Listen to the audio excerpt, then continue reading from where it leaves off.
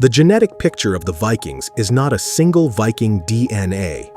Current data indicates something more interesting.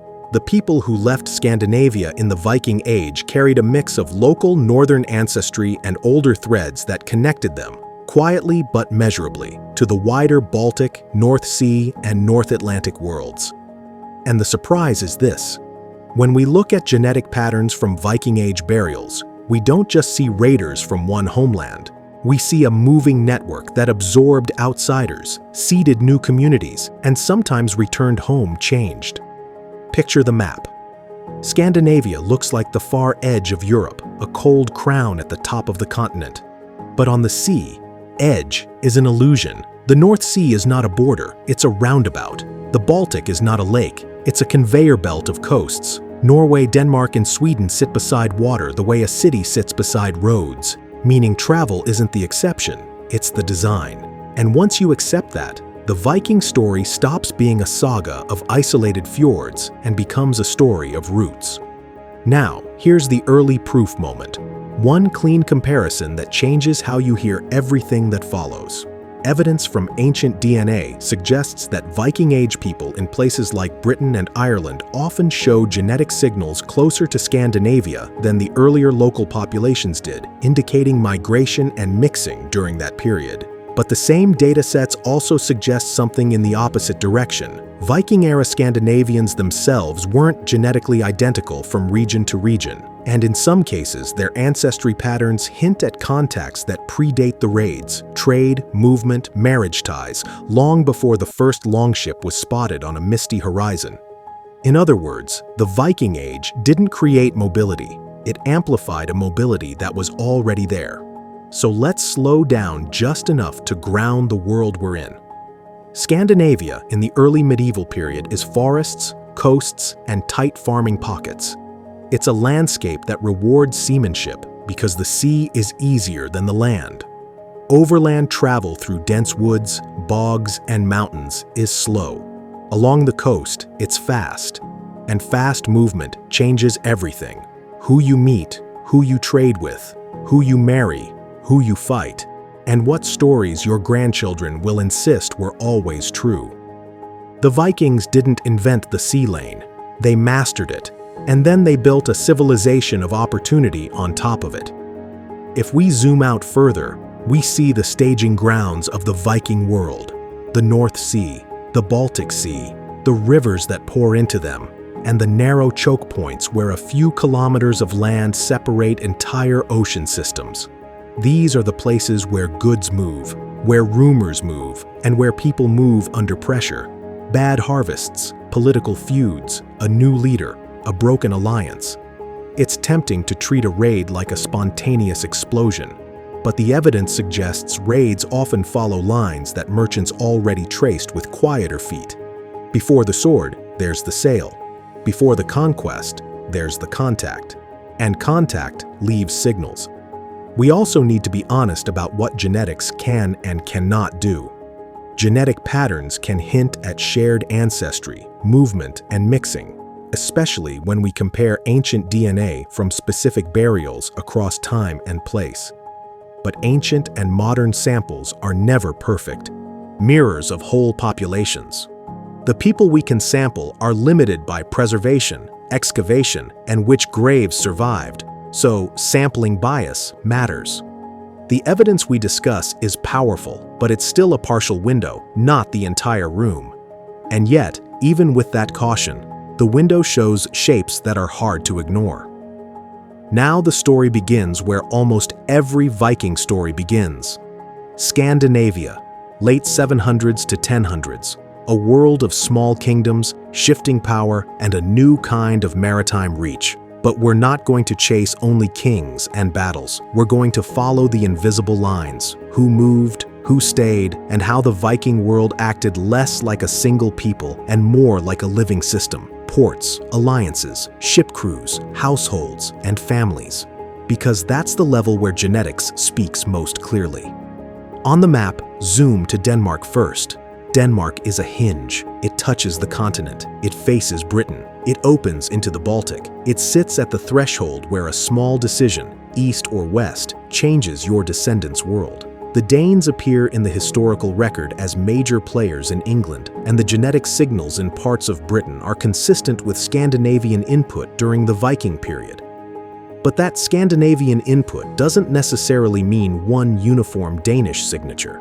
It's more like an umbrella, different Scandinavian regions contributing in different ways, at different times, under different social arrangements. A single word, Viking, is doing far too much work. Now slide the map to Norway. Steep coasts, fjords like long fingers, and a population scattered in pockets. Norway's outward movement makes sense even without romance. Farming land is limited. Political tensions can push people out. Opportunities abroad can pull them. And when Norse speakers establish communities in the North Atlantic, places like Iceland and Greenland, the genetic concept of a founder effect becomes more than a textbook term.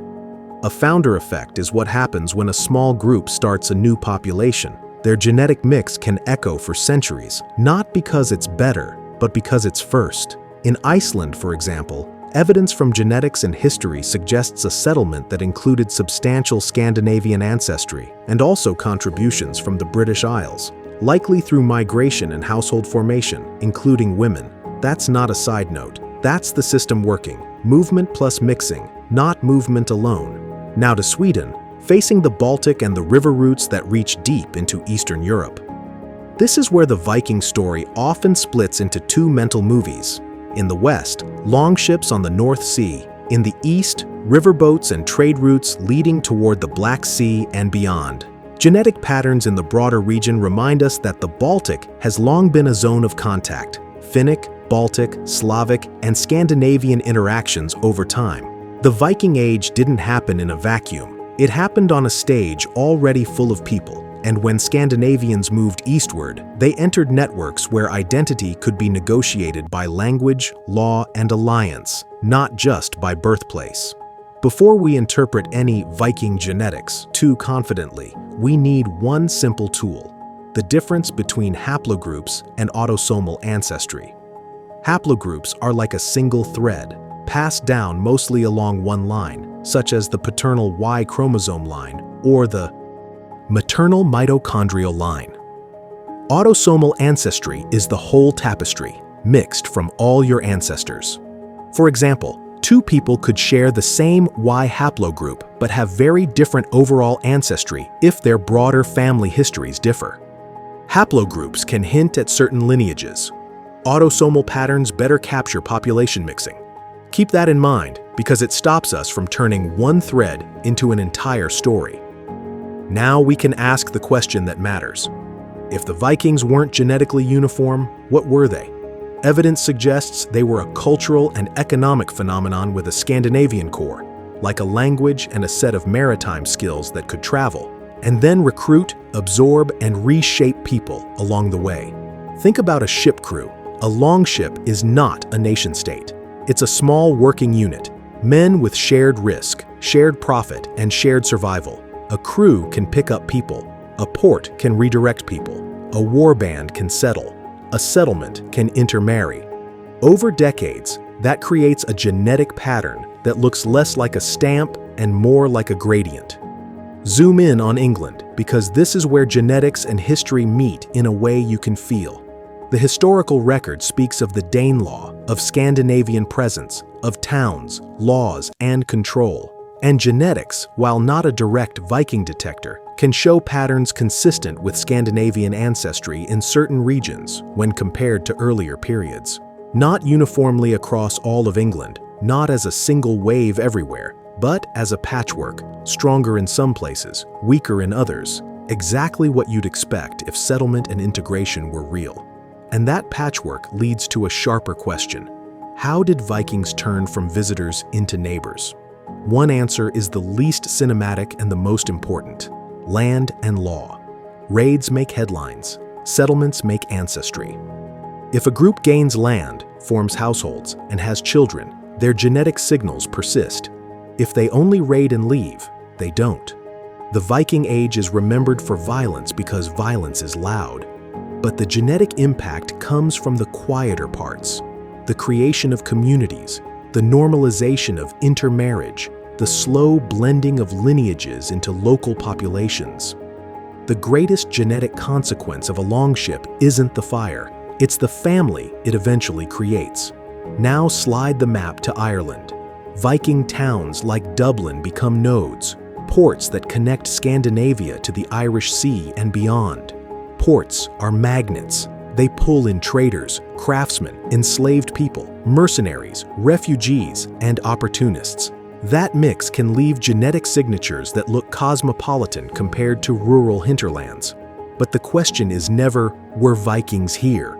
The question is, what kind of Viking presence, raid, winter camp, town, intermarrying community, and for how long? That's the difference between a scar and a new layer of tissue. And if you listen closely, the genetics is often describing layers. Now let's do something we rarely do in popular Viking stories. Zoom in on women. Because if a migration leaves a lasting genetic imprint, it usually means families formed, not just armies moved. Evidence from multiple lines of research suggests that in some Viking-settled areas, the genetic story can include substantial ancestry contributions from local women and incoming men, or vice versa, depending on the social context. That doesn't reduce anyone to biology.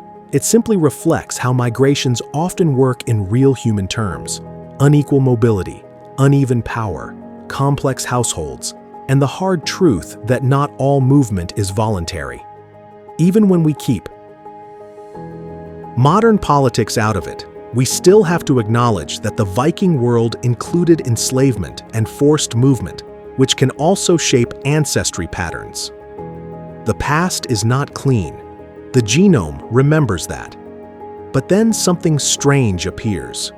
When we step away from Britain and ask about Viking genes in Scandinavia itself, you might expect the Scandinavian homelands to look like a single genetic block. Yet evidence suggests there is meaningful regional structure within Scandinavia, influenced by geography, drift, and older contacts.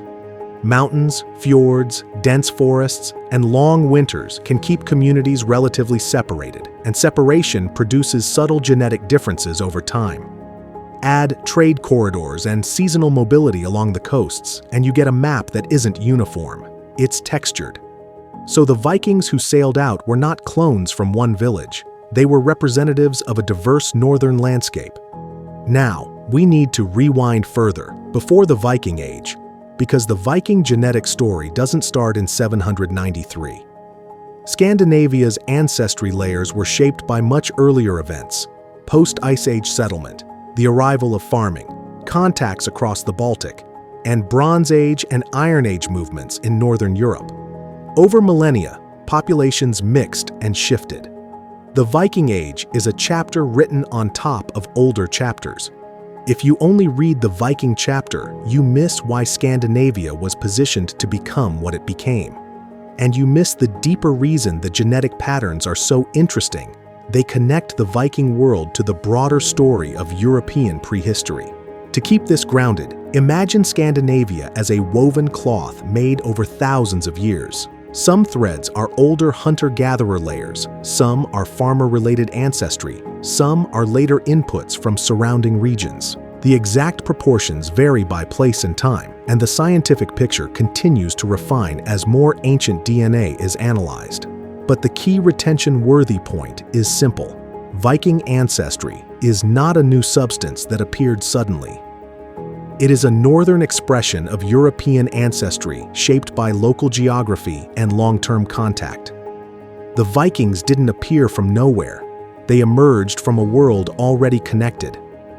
Now we return to the sea, and we follow the roots, because roots are where genetics turns into history you can picture. Start with the North Atlantic.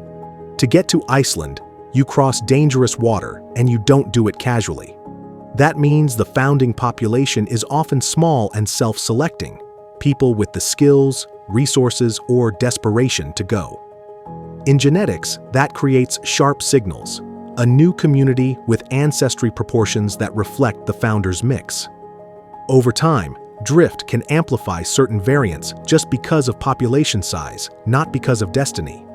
And when a new society grows from a small start, the genetic story becomes easier to detect. like footprints in fresh snow. Now shift to Greenland. It's harsher, more isolated. If you build a settlement there, your survival depends on supply lines and climate. A colder phase, a broken trade route, or political change back home can ripple across the ocean. The Viking story in Greenland reminds us that migration is not just movement, it's maintenance. To keep a distant colony alive, you need ships, goods, people, and stability. And when those fail, populations shrink, and genetics again feels the squeeze. Bottlenecks can reduce diversity simply because fewer people remain. The saga of Greenland isn't just a tale of courage, it's a lesson in how fragile human networks can be. Now come back to the British Isles, because this is where the Viking Age becomes a demographic story.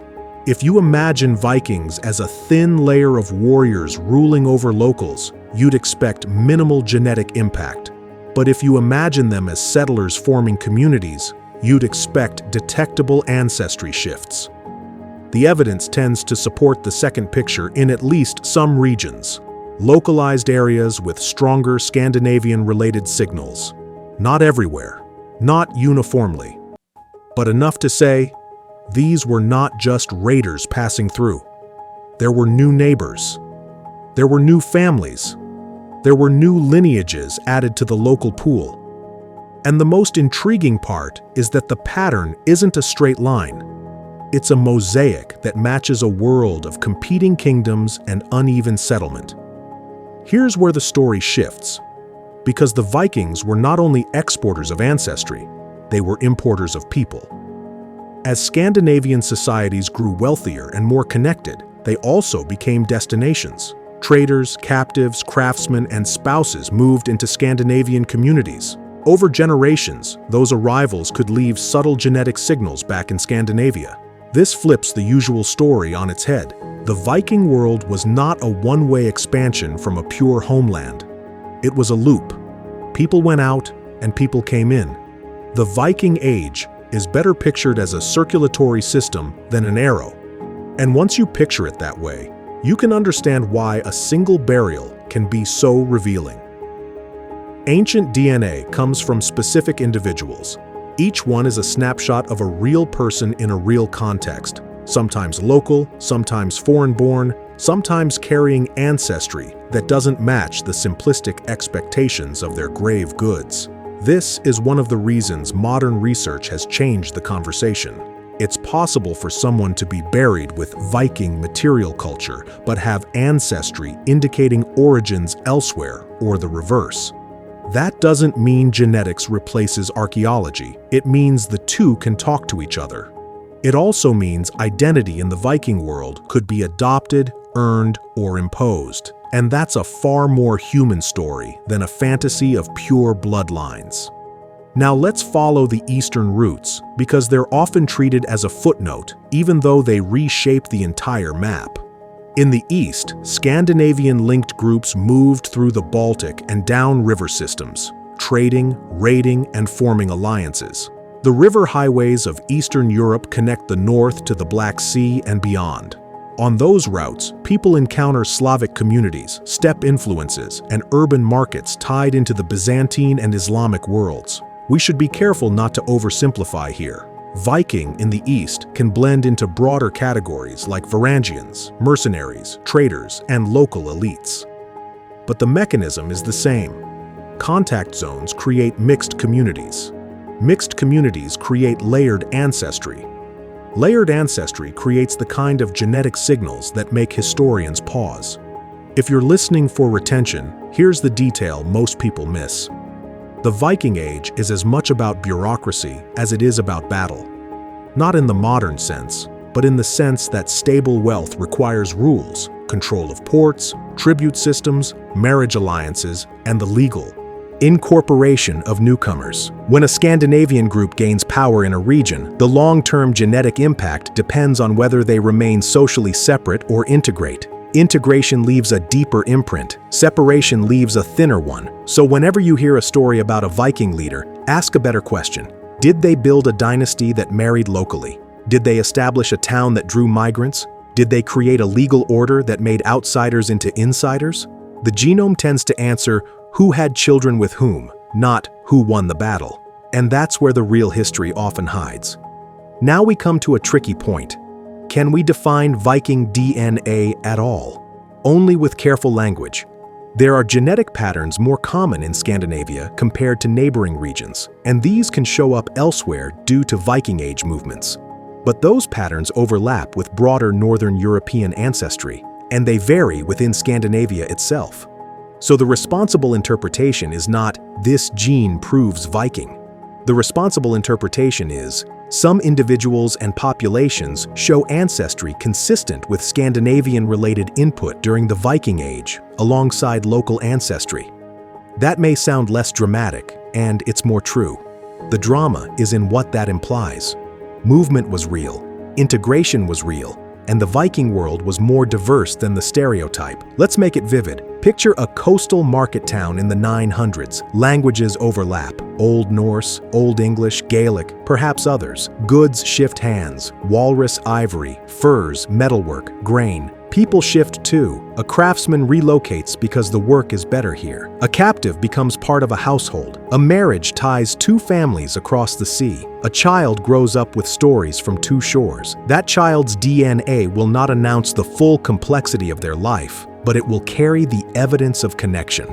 Multiply that by thousands of lives across 2 centuries, and you get what genetics is really showing. Not a tribe, but a web. We can also talk about why certain Viking settlements endured while others faded. Climate and ecology matter. So does political consolidation back in Scandinavia.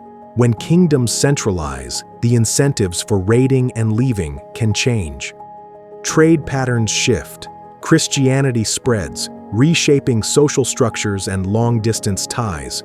None of these forces rewrite genetics overnight, but they alter migration rates and marriage networks, exactly the kinds of things that sculpt ancestry over generations. The Viking Age is not just a wave, it's a tide with changing winds. And then there's the myth of isolation, especially with islands. People love the idea that islands preserve pure lineages, but islands are often more connected than inland regions because ships make coastlines accessible. Britain is an island, yes, but its shores face the busiest sea lanes in early medieval Europe. If you want to understand why genetic patterns in Britain show layers, the island label is misleading. Britain was a hub. The narrow water at Dover is not a moat, it's a doorway. The Irish Sea is not a barrier, it's a neighborhood. Once you see that, the Viking period becomes one layer in a much longer story of movement. Now, let's pull the camera back for the biggest reveal. The one that changes the stereotype without disrespecting the past.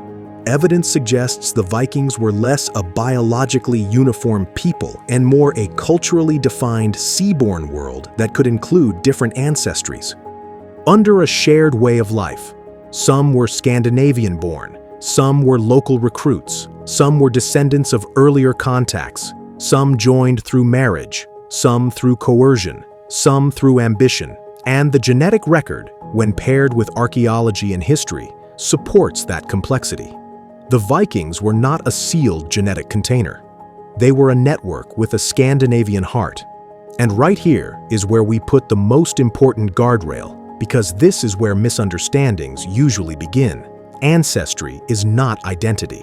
Genetics can hint at where someone's ancestors came from, but it does not define culture, worth, language, or who belongs.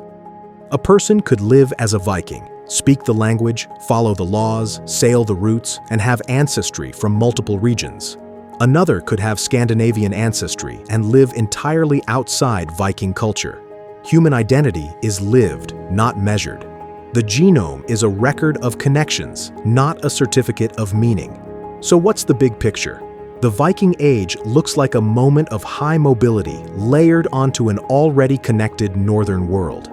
Genetics suggests real Scandinavian-related migration into parts of the British Isles and North Atlantic, alongside evidence that the Viking world included diverse origins and complex integration. It also suggests Scandinavia itself had regional diversity shaped by geography, drift, and long-term contacts. Some details remain debated, exact proportions, local differences, the interpretation of specific sites, and the picture will sharpen as more ancient DNA is analyzed. But the direction of the story is clear.